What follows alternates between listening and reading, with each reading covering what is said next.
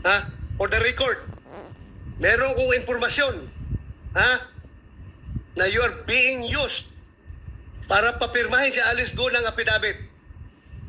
Affidavit na magtuturo na si President Duterte, si Senator Bongo, si Senator Bato, si General si IDG,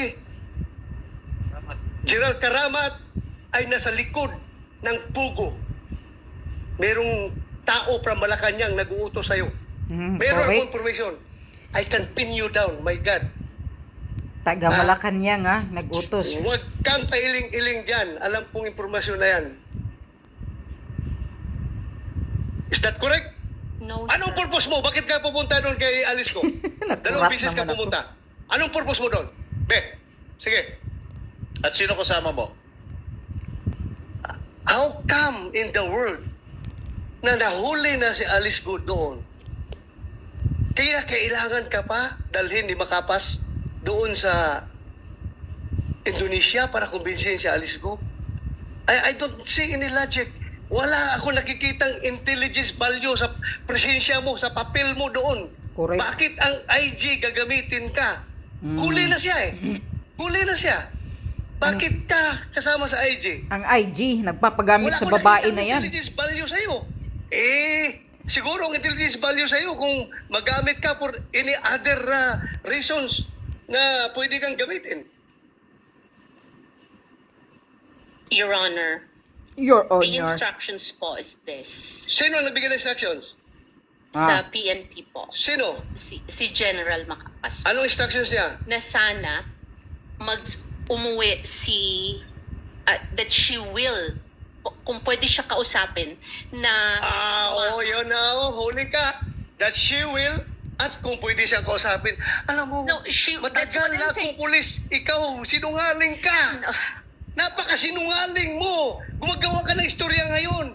Meron kang tinatago. Correct, may Hindi kita tinatago. papalabasin dito sa session rule ito kahit na hawak ka na ng NBI. Tilio. Hindi kita papalabasin dito sa session rule ito. Sige.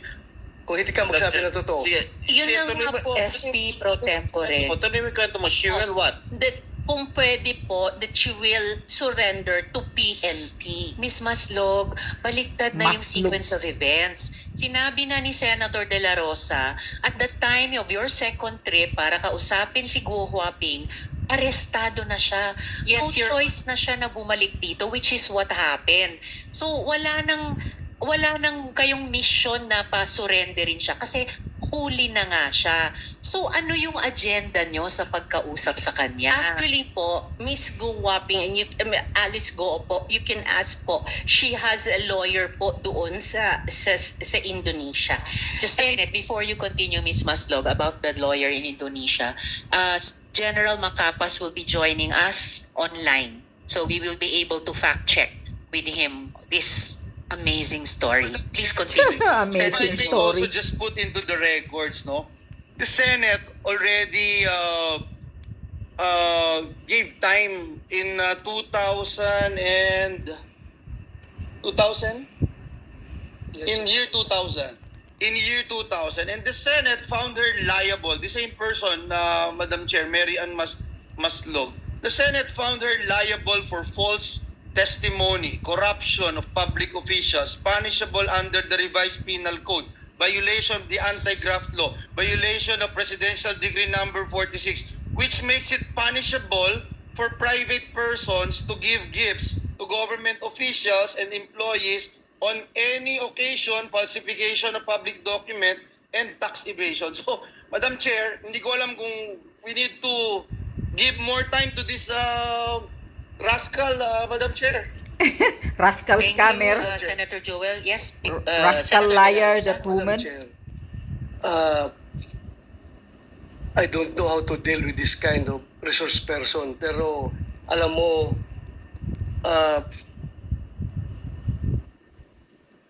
I suspect nandoon ka, pupunta ka sa Indonesia because somebody is using you for an irregular operation. Correct. Kang lingo-lingo dyan. I Correct. am sure. Somebody's using that woman. Somebody's using you. Yes, tama ka ba to? I suspect. Tirahin mo pa. Scammer yan. Ano masasabi mo ngayon? Sinungaling Miss babae Maslog. yan. Ha? No, Your Honor. No? No, Diyos Your ko Honor. po, mukha mo. Sigurado ka? Yes, Your Honor. Huwag mo ako lukuhin. Huwag mo ako lukuhin. I am not, Your Honor. I have the goods against you. Mm. I have the goods against you.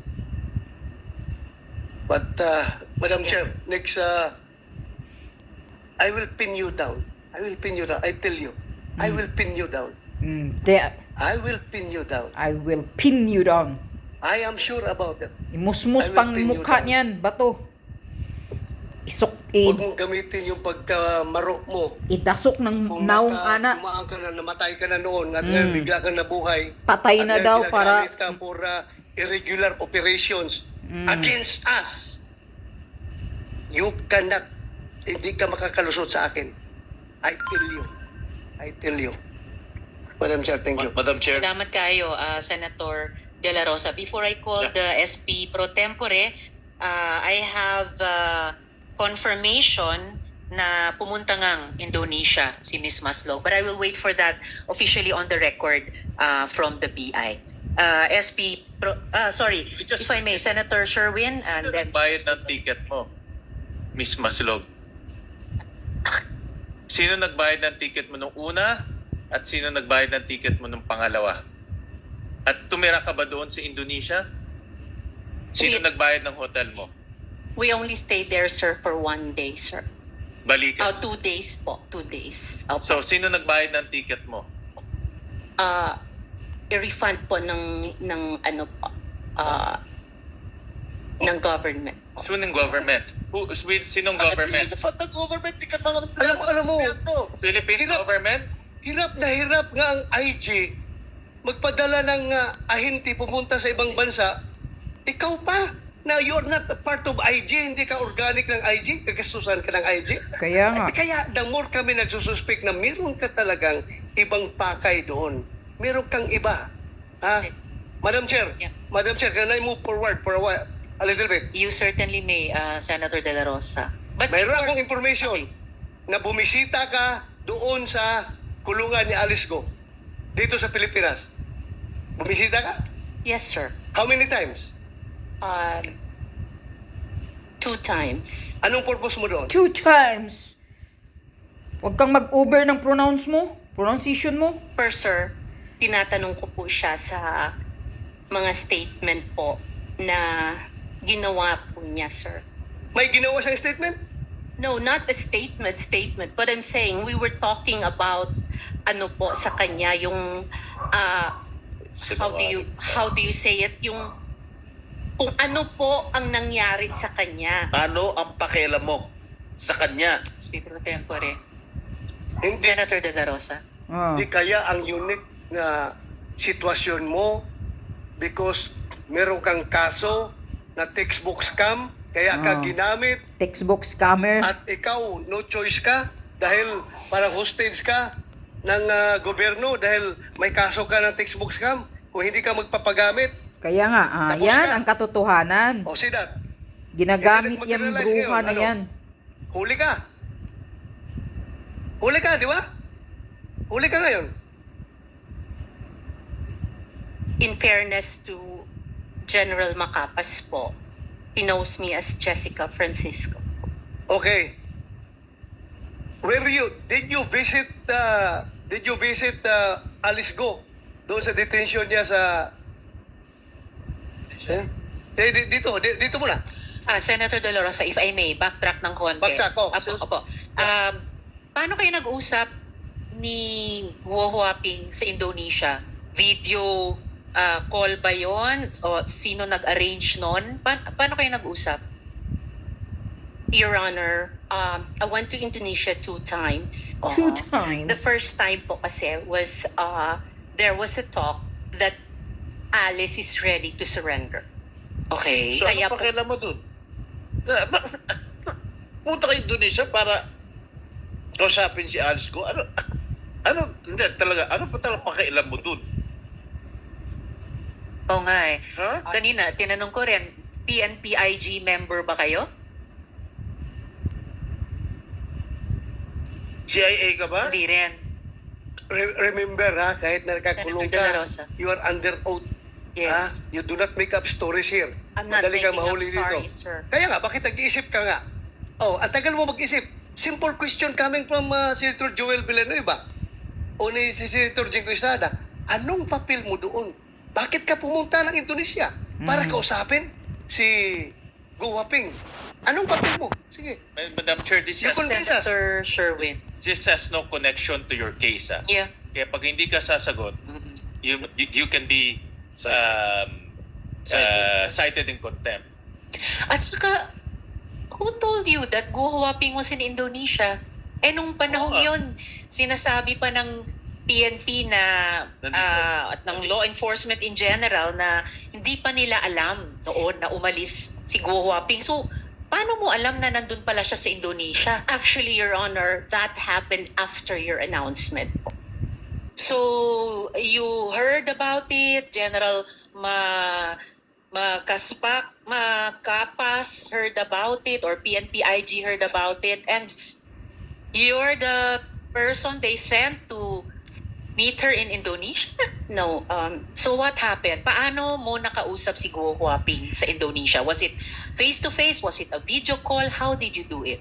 there was a pre-talk po here because By video? No, No. dito pa po sa Pilipinas, Your Honor, before Face we to went to face. Indonesia. No, Your Honor. It was through a telephone call. Okay. It was through a telephone call that she signified na surrender po siya. Okay. Then, during the time po, when she signified na magsusurrender po siya, sabi niya, susulat daw muna siya. She will write everything daw po muna. Right what? Kung ano ang the real story bago po siya mag-surrender.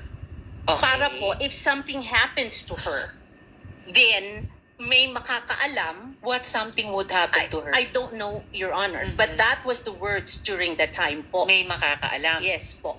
And then? So, we did not know that she was in Indonesia. She was, we? PNP IG and General Makapas and you?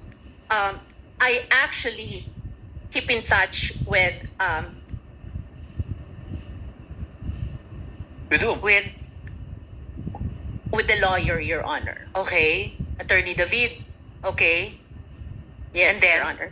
And we really tried our best na sana mag-surrender siya kasi gusto naman po talaga daw niyang mag-surrender. Madam Chair, Okay. if I may. Yes, SP Pro Tempore. Who are you to meet Jade? Who gave you the authority to go to Indonesia and talk to Alice Go? Actually, we were not the first time po, Your Honor, we were not able to talk to Alice Go. Yes. The first- You told me that, you told us, the committee, that you went to Indonesia. Yes, Correct? Your Honor. Just to Yes. talk to Alice Go? And For let her to surrender po. Yes, Your Yeah, Honor. yes. Who are you nga to do so? Who are you to meet Jade? Did Secretary Abalos or the Chief PNP give you the go signal to talk to her? I don't think No, so. no, sir. Oh, so who gave you the go signal to talk to her? You being a private citizen. You're not even connected in any government agency here. Correct? Yes, Your So who gave you the go signal to talk to her, to go to Indonesia just to talk to her for her surrender? Well, Huh? I was just helping, Your Honor. Excuse me? You were what? You were just helping. You're just helping who? Goodness. Helping who, Madam Chair? Helping who? De La Rosa. This is too much lie, Madam. Helping who? I am not lying, Your Honor. O si you, Promise helping who? helping. Sino? Sino tinutulungan mo? You know why you're lying? You keep on telling us baloney information. You said you were top because you're friends with Mayor Kalugay. Now you don't need Mayor Kalugay to talk to her because apparently you've been talking to her before you went to Indonesia. Speaking Only of on a Indonesia, just a minute, could we ask the PI to confirm si Miss Maslog ba, or using the name of Francisco, pumunta ba siyang Indonesia at that time?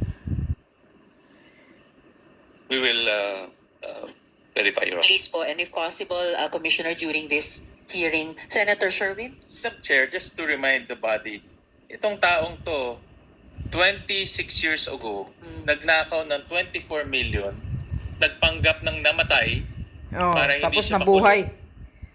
tumakas sa Amerika, at ngayon bumalik dito, at bigla nilang himala, gustong tumulong. Dapat maalala natin na kung buhay pa ito, nakakulong na ho ngayon. 26 years ago. Correct. Ba't ka nagpanggap na patay ka na? Pro tempore. Ha? Ba't ka nagpanggap na patay ka na? Para matakasan mo yung kaso, ganun ba? Yun na sigurong solusyon. Nagpanggap na patay ka na. Sagot. Come on. The answer. Ms. Maslog? That case still pending, sir, in Sandigan Bayan, sir. While That you are case. considering or reconsidering your answers to us, so Attorney David, based din sa sinabi ni Ms. Maslog, alam nyo at that time na Guo Huaping was out of the country already kasi nag-uusap kayo or nagsusubok kayo ni Ms. Maslog, kumbinsihin siyang surrender. Please come to the mic, Attorney. No, your Madam Chair, hindi po. Nalaman ko lang ho nung nahuli yung dalawa. Nung nahuli sina Cassandra Leong at Sheila Guo. Yes, yes. Ma'am. So before that was when Ms. Maslog was supposedly together with you convincing Guo Huaping to surrender. Yes, Your Honor. Yes, Your Madam Chair. Because she was coordinating with me and I was also coordinating with her for the surrender. Kasi si Alice wanted to surrender even during those days pa. Pero takot nga because of the threat. So, fortunately, they came to me. So, yun, there was a negotiation for the surrender. Until I learned that, yun na nga, sabi niya ni Madam Jessica na nasa, ibang bansa, hindi ko maalala kung saan. But, na-intercept na yung dalawa. So, I called her. Is it true na-intercept? Yun, kaya sabi ko, kung talaga nalaman ko for the first time nasa abroad sila. Madam Chair, if I may, Senator Joel. just on that, attorney, Attorney, please.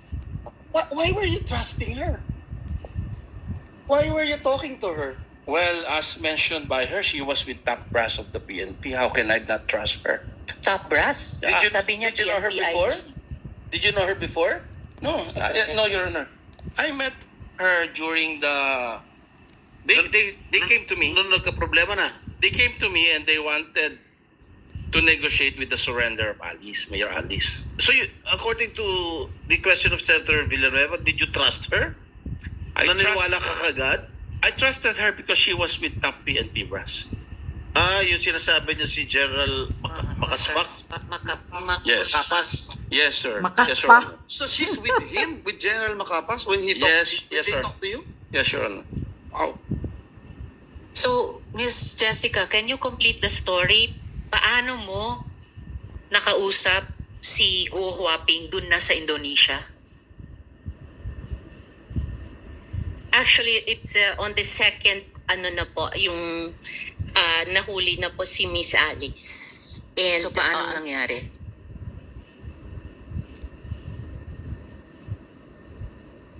I really would like to request for an executive session. Madam, No. executive sessions are for matters of national security. You're in this deep already sa pag-narrate nyo sa amin. You might as well not huwag niyong paiksian yung PC ng mga miyembro ko sa komiteng ito, buuin nyo na yung kwento nyo. Dahil kayo naman po nagsimulang magsabi that on the second trip, you were able to talk to Guo Huaping. Yes, Your Honor. Kompletuhin nyo na kasi pag, Okay, Your Honor. pag napitin, mas nakakagalit. Okay, Your Honor. On the first time po na nandoon kami, no, we were not able to see Miss Alice Guo. So hindi po siya nag-surrender. There was no communication. of Anong Alice. petsa yon?